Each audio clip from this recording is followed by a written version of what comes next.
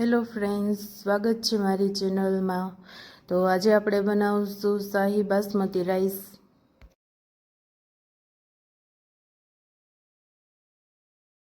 તો આપણે એક કઢાઈ લીધી છે ને એમાં આપણે ઘી નાખશું। આપણે આ ઘી લીધું છે કાજુ બદામ ને કિસમિસ શેકવા માટે। તો આપણે પહેલાં બદામ લેશું, કાજુના ટુકડા કરી લીધા છે એટલે કાજુ લીધા છે।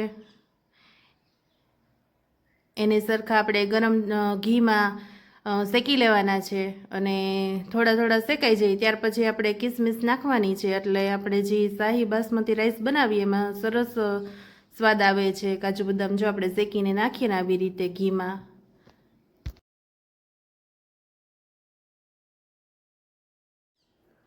તો હવે આપણે નાખશું કિસમિસ અને કિસમિસ એકદમ ફૂલી જાય ને ત્યાં સુધીની એને આપણે ઘીમાં શેકવાની છે, એટલે બધું જ સરસ શેકાઈ જશે। આપણું ડ્રાયફ્રૂટ સરસ શેકાઈ ગયું છે, તમે જોઈ શકો છો એકદમ કિસમિસ ફૂલી ગઈ છે। તો હવે તૈયાર થઈ ગયું છે ને આપણે ડીશમાં કાઢી લેશું એને। તો હવે આપણે શાહી બાસમતી રાઈસનો વઘાર કરશું। તો આપણે પહેલાં લેશું ઘી। ઘી તમારે ના નાખવું હોય તો તમે તેલ પણ નાખી શકો છો। અહીંયા મેં ઘી લીધું છે કે સ્વાદમાં સરસ લાગે। ઘી ગરમ થઈ ગયું છે તો હવે આપણે એમાં 4 થી 5 મેં લવિંગ લીધા છે તો એ નાખશું, અને કાળા મરી આવે એ મેં 10 નંગ જેટલા કાળા મરી લીધા છે, અને 3 એલચી લીધી છે, સ્વાદમાં સરસ લાગે છે। અને આપણે તજના ટુકડા આવે એ લેવાના છે, તો મેં અહીંયા 2 તજના ટુકડા લીધા છે, અને આપણે સરખું આપણે ઘીમાં મિક્સ કરી લેવાનું છે, એના ફ્લેવર સરસ ઘીમાં બેસી જશે।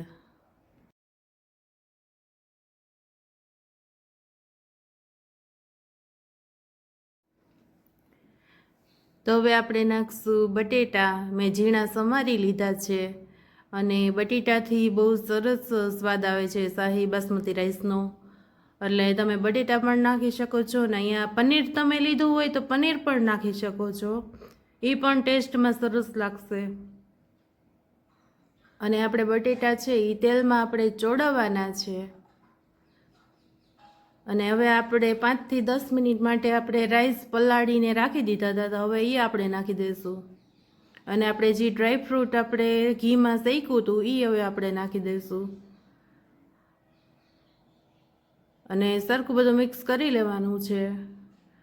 અને તમે જોઈ શકો છો, અને આવી રીતે બધા જ મસાલા નાખશું તો આપણા શાહી બાસમતી રાઈસ બહુ ટેસ્ટમાં લાગશે સારા। સ્વાદ પ્રમાણે મીઠું નાખીશું, અને તમને જો ગળ્યા ભાત ભાવતા હોય તો આમાં તમે ખાંડ પણ ઉમેરી શકો છો, અને મેં અહીંયા પાણી લીધું છે તો હવે આપણે પાણી નાખી દઈશું। પાણી છે એ ઓછા પ્રમાણમાં પહેલાં નાખવાનું છે, અને પછી જોઈ એ પ્રમાણે આપણે નાખતું જ જવાનું છે એમાં, અને એકદમ છૂટા ભાત બનાવવાના છે આપણે। શાહી બાસમતી રાઈસને આપણે 20 થી 30 મિનિટ માટે આપણે ઢાંકીને રાખી દેવાના છે બાફવા માટે। તો હવે આપણે 20 થી 30 મિનિટ થઈ ગઈ છે, અને આપણા સરસ શાહી બાસમતી રાઈસ તૈયાર થઈ ગયા છે, તમે જોઈ શકો છો એકદમ સરસ છૂટા થયા છે। અને જે થોડું પાણી વધ્યું હોય આવી રીતે તો આપણે ઢાંકીને થોડી વાર માટે રાખવા દેવાનું, એટલે સરસ બધું પાણી બળી જશે। તો આપણા તૈયાર થઈ ગયા છે રાઈસ, તો આપણે ડીશમાં કાઢી લેશું એને। ફ્રેન્ડ્સ, તમને આજે મારી શાહી બાસમતી રાઈસની ડીશ જો તમને પસંદ આવી હોય તો લાઈક કરજો, શેર કરજો અને સબસ્ક્રાઈબ કરજો।